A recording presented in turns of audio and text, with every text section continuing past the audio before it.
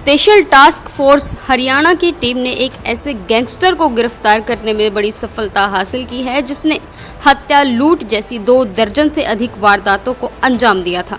साल 2015 में मर्डर के एक केस में राजस्थान कोर्ट ने इस गैंगस्टर को आजीवन कारावास की सजा भी हो चुकी है।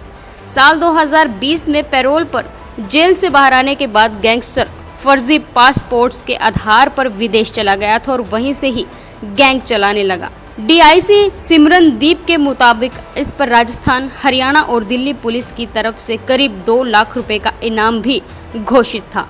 आरोपी को विदेश से डिबोर्ड कराने के बाद दिल्ली एयरपोर्ट के एसटीएफ हरियाणा ने गिरफ्तार कर लिया। आरोपी को अदालत में पेश कर उसे रिमांड पर लिया है। एसटीएफ हरियाणा के डीआईजी सिमरनदीप सिंह ने भोंडसी स्थित एसटीएफ हेडक्वार्टर में आयोजित पत्रकार वार्ता के दौरान बताया कि आरोपी की गिरफ्तारी के लिए वे लंबे समय से प्रयास कर रहे थे कि गृह मंत्रालय की मदद से आरोपी का पासपोर्ट रद्द करने के साथ ही उसे वापस इंडिया बुलाया गया। एयरपोर्ट पर पहुंचते ही उसे गिरफ्तार कर लिया गया।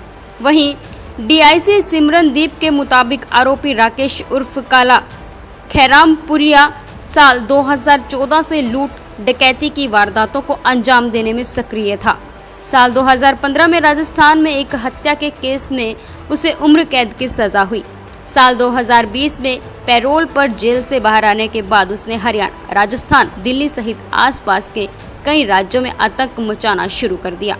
आरोपी ने फतेहाबाद में एक हत्या के मामले में साल 2023 में हरियाणा की कोर्ट से भगोड़ा घोषित कर दिया गया। इसी के साथ ही उसने एक शोरूम के बाहर गोलियां चलाने के साथ ही बमबारी भी की थी।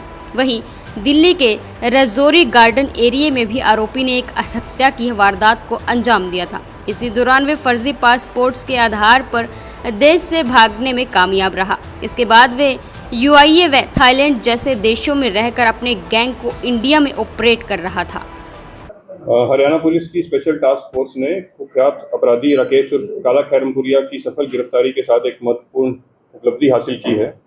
राकेश, जिसे काला खैरमपुरिया के नाम से भी जाना जाता है, एक गंभीर और हिंसक अपराधों में व्यापक रूप में शामिल था और सन 2020 में पैरोल पर रिहा होने के उपरांत भगोड़ा होकर पुलिस की गिरफ्त से बच रहा था। इस दौरान उसने भारत में रहते हुए और बाद में विदेशों जैसे यूएई, आर्मेनिया और थाईलैंड जैसे देशों में रहकर भारत में आपराधिक गतिविधियों को अंजाम देना जारी रखा। राकेश का आपराधिक रिकॉर्ड सन 2014 से शुरू हुआ और उसके ऊपर डकैती, लूट, हत्या और अवैध हथियार रखने जैसे अपराधों के लिए उपयोग अंकित किए गए। अंततः उसे 2015 में पुलिस थाना बादरा, जिला हनुमानगढ़ में एक मर्डर के केस में 2018 में आजीवन कारावास की सजा सुनाई गई और 2020 में 2020 तक सजा काटने के बाद उसे पैरोल पर रिहा किया गया, परंतु उसने अभी कभी वापस रिपोर्ट नहीं किया। इस दौरान उसने गिरफ्तारी से बचते हुए हरियाणा और पड़ोसी राज्यों में अपनी आपराधिक गतिविधियों को और बढ़ाया। उसने सन 2021 में थाना भट्टूकलां, जिला फतेहाबाद में गांव दरौली में एक हत्या की, परंतु तब भी पुलिस उसे गिरफ्तार करने में नाकामयाब रही और इस अभियोग में माननीय अदालत ने वर्ष 2023 में उसे एक उद्घोषित अपराधी घोषित किया।